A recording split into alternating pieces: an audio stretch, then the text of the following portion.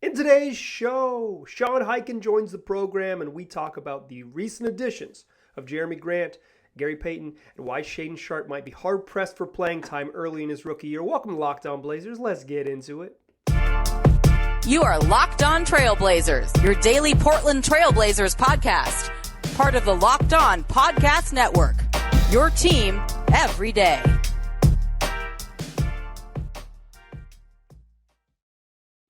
What up, world? It's your past first point guard and Trailblazers reporter, Mike Richmond. You're listening to another episode of Locked On Blazers, part of the Locked On Podcast Network, available wherever you get podcasts. Today's episode, Sean Highkin of the Rose Garden Report is going to join the program. We're going to talk about all things Blazers offseason, including the recent additions of Jerami Grant and Gary Payton.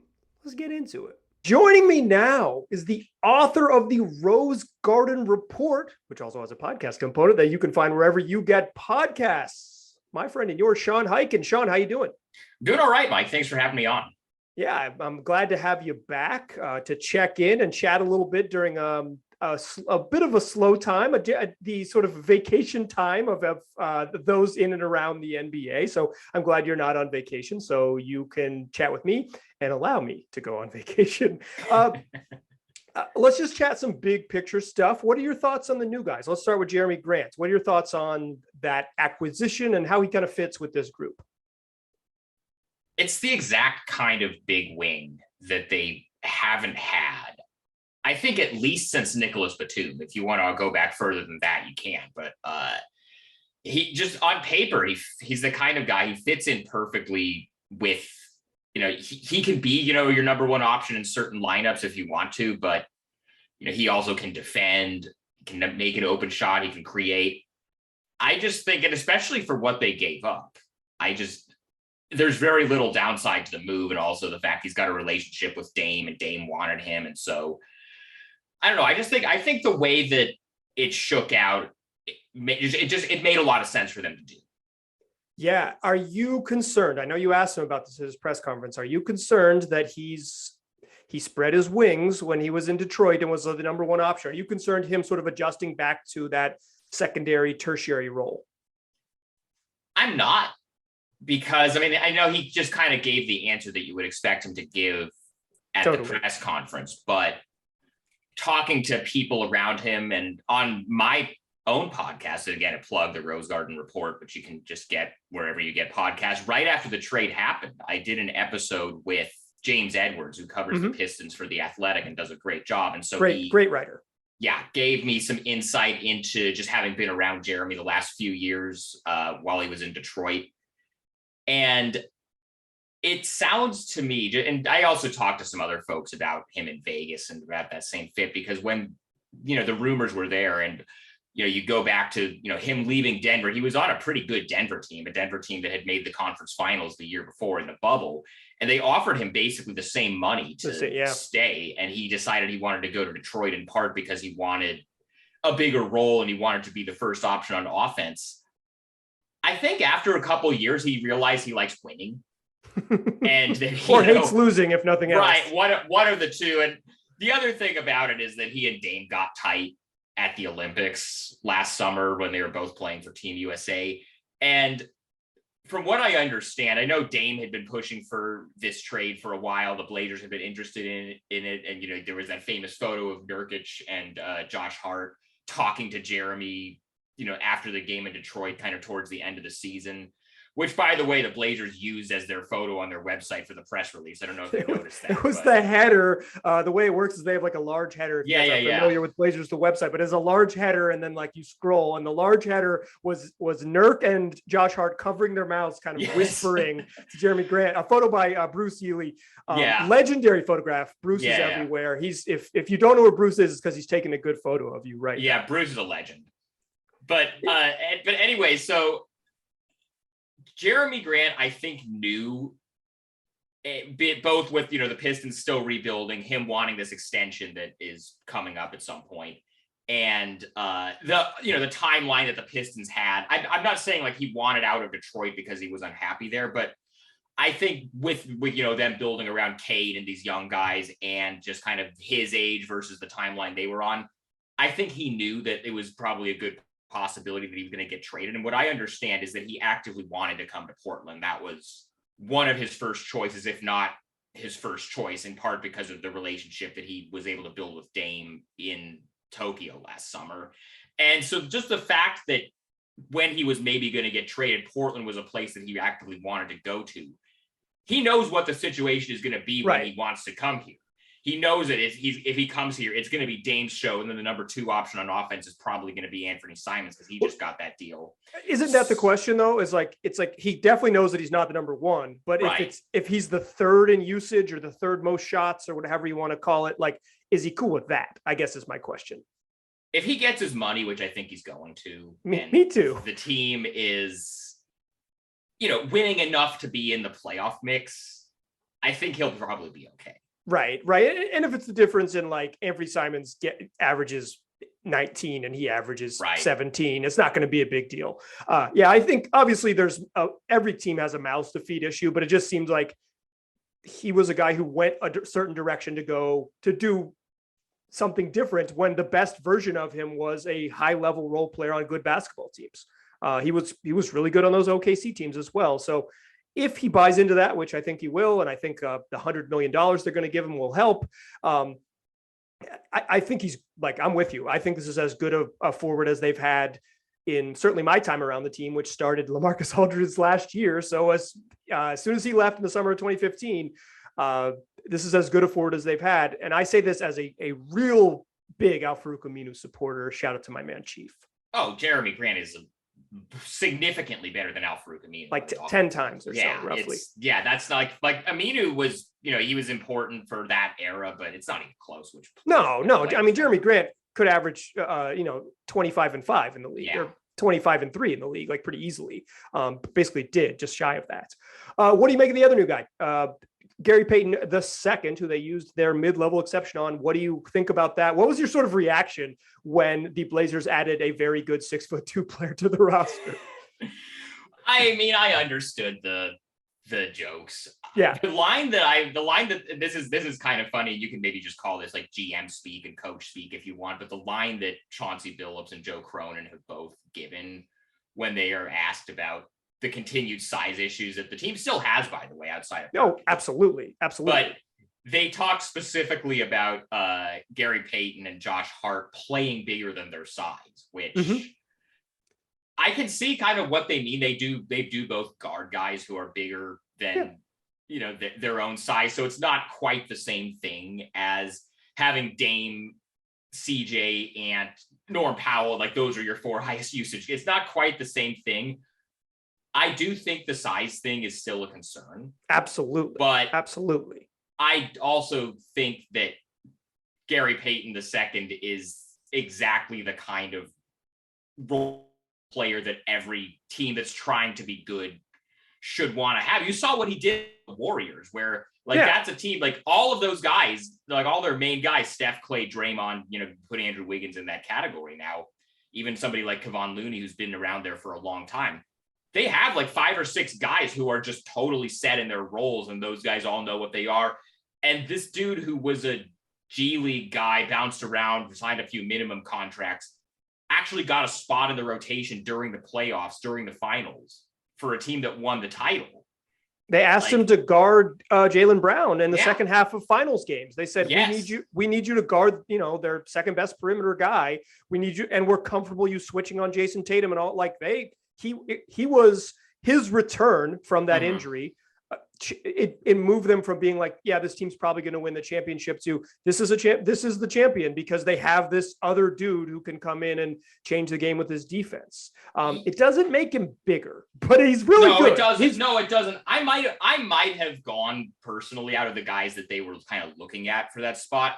Bruce Brown is maybe who I would have thought made more sense to go with. And he ended up getting a deal with Denver, which, I think that's going to make that team a lot better. But I think both of the 2 main acquisitions are good moves. Does it move Portland into the tier of like the title contenders in the West? No, I don't think it does. But I think for what they had available without, obviously there were like some bigger name guys they went after. OG was one of them. John Collins was one of them. if you don't want to dip into like giving up like a Josh Hart or a Nasir Little in a trade for somebody like that, in addition to the number 7 pick or whatever, they did about as well as I think they could have done with what they had. Agreed. I think for trading the 2025 Milwaukee pick and not giving up 7 and just using the mid-level exception. Giannis is still going to be 29 when that pick conveys. So I would think the Bucks are that pick is probably going to be in the late 20s somewhere. Yeah, it's the 29th pick in the draft, or if there's a couple other basketball teams playing, it'll be the 32nd pick in the draft. Yeah. It's going to be deep. Like I am willing to wager Giannis Antetokounmpo ages pretty well into his late 20s, if not much further beyond that. I think they did well, but I'm with you. I think they answered some questions. They've better defenders. They can play a little bit more versatile defense, which is kind of what Chauncey wants to do, more aggressive on defense with both those guys kind of check the boxes. I read your mailbag today on, this is going to be old by the time this comes out, but on it's all pretty evergreen. There's no new news going on. Yeah. On the Rose Garden report about like the team kind of loaded up on Chauncey's guys, his style of players, like more aggressive defenders and like people who have a high rate of dog in them per 36. But I think those guys check the box. The question is, how far does guys who check the box push them forward? And I think the biggest swing players guy I want to ask you about next. Today's show is brought to you by BetOnline.net, the fastest and easiest way to bet on all of your sports action, all of it. The MLB's regular season, you can bet on soccer here in North America with the MLS and NWSL. You can bet on European soccer as it starts to get going yet again. You got golf, you got tennis, you got combat sports. Whatever it is, you're going to find action on BetOnline. So don't wait. Go take advantage today. That's BetOnline, where the game starts. All right. I'll drop you back into more of my chat with Sean Highkin from Rose Garden Report. Sean, how good is Shaedon Sharpe going to be in year 1? What's your confidence level in him being even a contributor in year 1? God, I have no idea.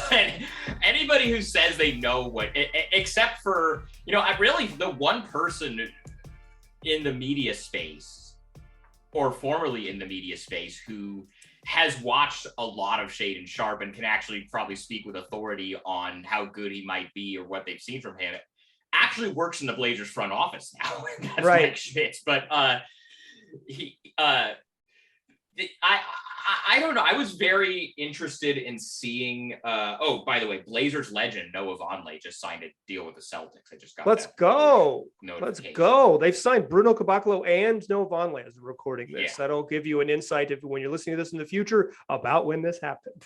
Shaedon Sharpe. So I was very curious to see what he would look like in Summer League. Obviously, 5 minutes into the first game, he has the little tear in his shoulder. Fortunately, it sounds like he's not going to need surgery, and he should be ready to go for training camp. I don't expect him to really get a lot of meanimum playing time. It's hard to figure out where he fits, right? I said this the day they drafted him, and I've said it since.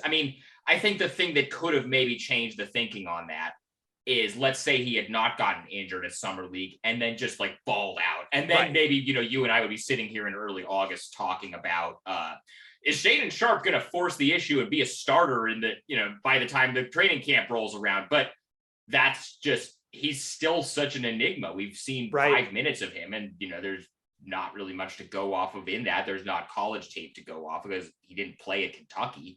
You have to go back to those high school clips to even see him playing competitively at all. And guys who need that type of runway to develop and, adjust to the next level, a lot of times guys that get drafted that high are going to teams that are going to be, probably still in the lottery and are going to just be able to give a guy like, you look at like what Oklahoma City was able to do with a guy like Josh Giddey last year, where like they were clearly not trying to win games. They weren't trying to make the playoffs. So it didn't matter if they threw him out there for 30 minutes a game and he had, showed some stuff, but then also had like 6 turnovers in a game because the result of the game was immaterial to them. Yeah, or even like you look at the Bulls with Patrick Williams. They basically just like they had a spot for him. They thought they were going to be good, but not great. But they just had like this obvious gaping hole for a lottery pick. I don't see that with the Blazers. If Sharpe plays, it's because they said, we want to get him on the floor. We want to get him on the floor. And that means, Josh, you're playing almost exclusively small forward, or Justice Winslow, you're straight up not playing tonight because Nazir Little's going to play your minutes, or whatever it might be. Like, it's going to be they're going to have to be intentional with getting him on the court if they want him to play. This is where it would be helpful if they had a G League team. Yeah. This is reason number 245 million that it would be better if the people in charge were interested in spending a bunch of money on the Blazers, because they need him to go to the Beaverton Blazers and play 26 minutes and look awesome in the G League, and then they're comfortable bringing him back. I think it's going to happen when some other stuff gets when there's a new owner, they'll have a G League team. They won't sniff it until then. Joe Cronin's question, I believe you asked it at the press conference. He said, like, it has to make sense. No, that was actually Sprague when he was on his radio show. Oh, that was I knew it was somebody that I listened to closely, a friend of the program, a future guest here on the pod. But it was like, it's the same thing. If it makes sense. Well, what does that mean? That means if it makes sense to the person writing the checks. Because Paul Allen was an early investor in the G League, and the Idaho Stampede lost him a whole bunch of money, and he said, no, I don't want to do that again. And then Neil Olshey hated the G League. So years ago, Neil was on the one podcast that he went on regularly, and he was asked about it. And he basically was just like, well, it just financially doesn't make any sense, and we don't use it enough. Like, he just completely shut it down. And actually, this is actually funny. I was last December, I was in Vegas for the G League Showcase, which is an event that I had never covered before. And this was like maybe 3 weeks or so after the GM change that took place in December. And something that, I heard from a few different people was, maybe now that he's gone, the Blazers will have a G League team. Well, yeah, they just don't believe. He didn't believe in it. And I will say this. Neil Olshey worked for him. Neil Olshey was pretty good at drafting second rounders and developing them into NBA players. He did a good job. It doesn't mean that you couldn't use a G League team. It didn't work for his specific needs. It doesn't mean that it wouldn't work, period. It was silly that it remains very silly they didn't have one. And it's just a thing that if you don't have and everybody else has, like, what does it say? Like, you're not smarter than everybody else by not having this tool for player development that everybody else has. I mean, look, who was the Blazers, big free agent acquisition this offseason? Gary Payton II. A G League star. Where did he come up? Where did he mostly get serious reps and serious minutes before he proved, what he could do at a high level with the Warriors? In the G League. Yeah, exactly. He was like the best defensive player in the G League, and it was proof that he could be, something special. So Sharpe, I don't see him playing unless they really want him to. I think he's the big question mark. It's going to be like Simons, I think. Yeah. Simons' rookie year. He's going to he'll get on the floor in garbage time, but it's going to be a whole lot of, we're going to be hearing about how great he looks in practice, but then 100%. And, they lose 4 games in a row in December, and we're going to be, both of our Twitter mentions or in our mailbags or whatever on our various platforms are just going to be blowing up with, man, you got to play Sharpe, man. You got to play Sharpe. He's the answer. Like, that's going to be what this season is going to be, but I don't think he's actually going to play much. Yeah. And it's fine. They want to be a good team. Not playing a 19-year-old is not going to hinder them from their goals. It's just, eventually you got to figure out where he fits and what that means for the next iteration of the team. So, a rookie not being ready on a team with playoff aspirations is like a very normal process. But if he pops and he has to play because he's so good, because he kills it in training camp, it's a game changer for him. It's not a bad problem to have if that's the case. 100%.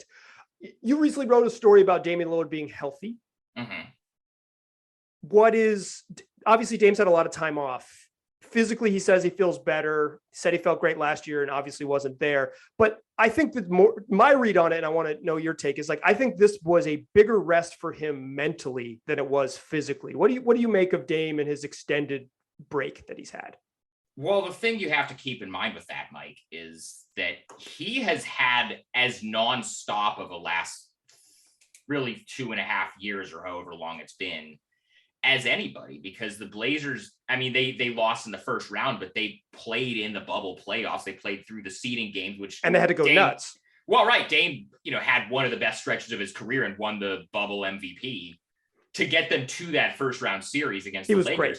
Then they lose, and then they have like a month and a half off season before going into next training camp. And then that season is super compressed because they're playing 72 games because of COVID. And then as soon as that season is over, Dame goes to Tokyo to play for the Olympic team. And then, there's a shorter off season because everything got pushed back by a month because of COVID.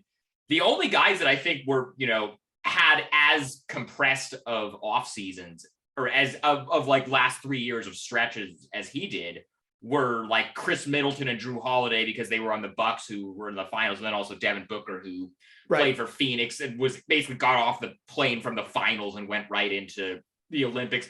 But Dame has played as much. It's the same thing as maybe a slightly smaller scale.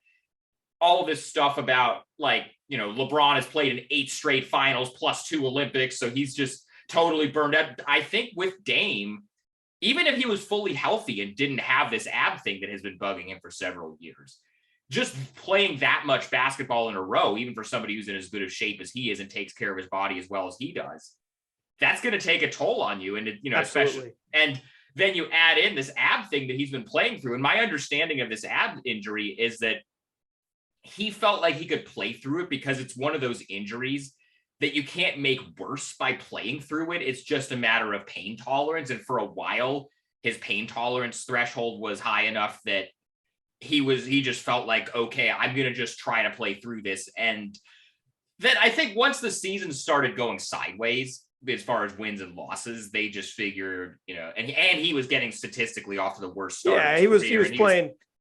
He hadn't been bad. You could tell as far back as the Olympics, like he wasn't himself in the Olympics. And he actually has told us before, and I mentioned this in the story, he actually told this to us back in January when he did the press conference right after he first had the surgery. But Drew Holiday had this same surgery a few years ago when he was with the Pelicans. And every day after practice with the Olympic team, Drew would go up to Dame and just be like, dude, you need to do this surgery. Yeah, you got to get Dame, it. And the problem was they get back from Tokyo, Dame has his wedding planned. Right. So he doesn't want to do it then. And then once the season starts, he doesn't want to do it during the season because he doesn't want to miss games. And then once you get into December, January, all of the stuff goes down. The team is getting blown out every night. Neil got fired. The team is not going to be good. And Dame physically is not himself. I think at that point that both him and Joe Cronin and Chauncey Billups all kind of just put their heads together and said, let's do what the Warriors did with Steph a couple of years ago when he broke his hand. They called it a gap year. Eric, I think, came up with a gap year, but I've heard them use kind of the same language for it. But basically, you go take off as much time as you need. Don't even worry about coming back. Get totally right. We'll be bad for 1 year. We'll get a good draft pick, and then we'll come back next year and try to make a run. And it seems like, based on what Dame was saying, and for those, this story is probably going to be pretty old by the time this is up, but I wrote that from Dame's camp out in Beaverton, which he spoke at, and it was me and it was a couple of other reporters that were there. So he kind of gave us that update about his whole, off-season training. And you have to be a little bit skeptical when anybody who's over 30, who's a high-level athlete, says they're in the best shape of their life.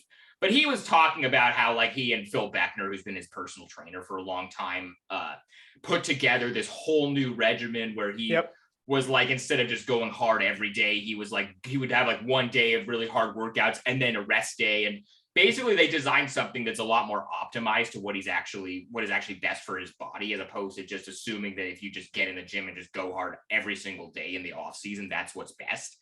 But it sounds like and the thing that makes me optimistic though about Dame, about this whole situation, is that this is the kind of injury and the kind of surgery, you look at with Drew Holiday, and there have been a few different NFL players that have had it. This is a situation, I think, where once you have this surgery, it's just done. So it's not like Dame is coming back from a torn ACL or a torn Achilles or something that you see different guys have to, or, the kind of the leg injury that Nurkic had, where it took him basically a full year to get back to being himself. this is like, there was a 6-week recovery. If there was any reason for Dame to play at the end of last season, like if they were trying to make the playoffs, he probably could have played. Yeah. I think basically he said as much, is that he realized that he probably could have played in that last month, and it was like, what's the point? Yeah, I mean, as soon as he gave that interview with Chris Haynes where he was talking about traded player exceptions and the size of the MLE, I was like, that dude's done. He's done. And then on I forget whether this was at exit interviews or on draft night, we asked Joe about how how involved Dame was going to be in like the off-season personnel moves. And Joe was talking about how Dame knows as much about trade exceptions as any player in the league. And he's basically doing my job for me. And of course, that was like a joke that Joe was making. And of course, all the fans were like flipping out about like, man, this guy's useless. Dame is actually doing his job for him. But it's like, no, I don't think it's a bad thing when the star player is involved in these things. I mean, it can get to a point where you don't want it to get to a point like where, the Lakers trade useful players for Russell Westbrook because LeBron and Anthony Davis insisted they bring Russell Westbrook in, or Kevin Durant basically saying like, I'll come here, but you have to bring Kyrie Irving with like DeAndre Jordan. Yeah, exactly. Yeah. Like there are limits to it, but like, I think Dame understands.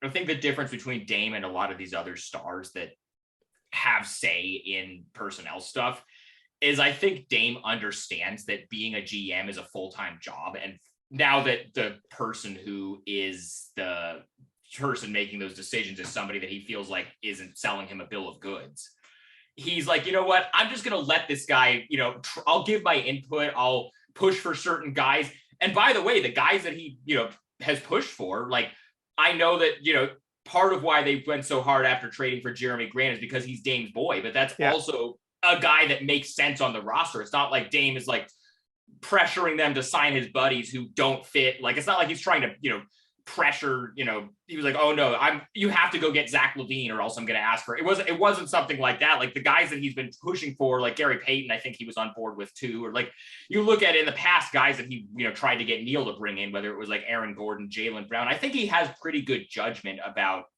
which kind of guys he would fit in well with, but he also, for the most part, now, especially now that, again, it's a different person in charge, like, I think he kind of understands that, like, there's only so much I can do. Yeah. I mean, he did get his cousin a job as at the end of the bench. So, oh, yeah. Dame is a job creator. He also, like, one time tweeted that they needed fans back in the stands and had fans back in the stands 3 days later. Like, my man is working for the organization. What's your confidence level that Dame's going to be Dame? Like, what are we defining Dame as? Like as good as he was the last time we saw him healthy when he was like 28-7. I'd say I'm pretty confident that he's going to get back to that level. This idea that he's going to come back better than he ever was before, I don't know he's had some pretty damn good years. Right. I don't know if he's going to have, a better year than, those couple of seasons, like a couple of years ago where, he was getting like fringe MVP buzz or whatever. Maybe if like the Blazers are in the top 4 in the West somehow, standings wise, but I think that there are at least 4 teams better than them. But I if you told me Dame is as good as he was 2 years ago, right, I would say that's probably the most likely believable scenario. Yeah, he was something like one of the 5 best offensive players in the world. If you think like a little bit of regression because of age and because other guys have taken a leap, he's like the 9th best, 7th best offensive player in the world. Sure. Like and the other thing is, like I said, this is not a torn ACL where like he's going to have to rebuild his entire, like this isn't the kind of injury where it's like a year, you come back and you're cleared to play and then it takes another year for you to get back to being yourself. This isn't that kind of injury that he's recovered. If he was coming back from like a torn Achilles, I would be like, yeah, I don't know about this, but yeah, just the kind of injury that this is and the kind of surgery that it was and the kind of recovery that it is, I am pretty, if I were a Blazer fan, I'd be pretty optimistic that he's going to be something close to what he was a couple of years ago. I think there's real reason for optimism. Thanks again to Sean for joining the show. Be sure to check out the Rose Garden Report, the website for his new venture, where he's the author and host of the podcast. It's available in this episode description. Be sure to come back later this week. More of my chat with Highkin coming at you. It's a lot of fun. You're not going to want to miss it. Tell your friends about it. It's the middle of August, and we got a Blazer podcast coming at you. So check it out. I appreciate you listening, and I'll talk to you soon.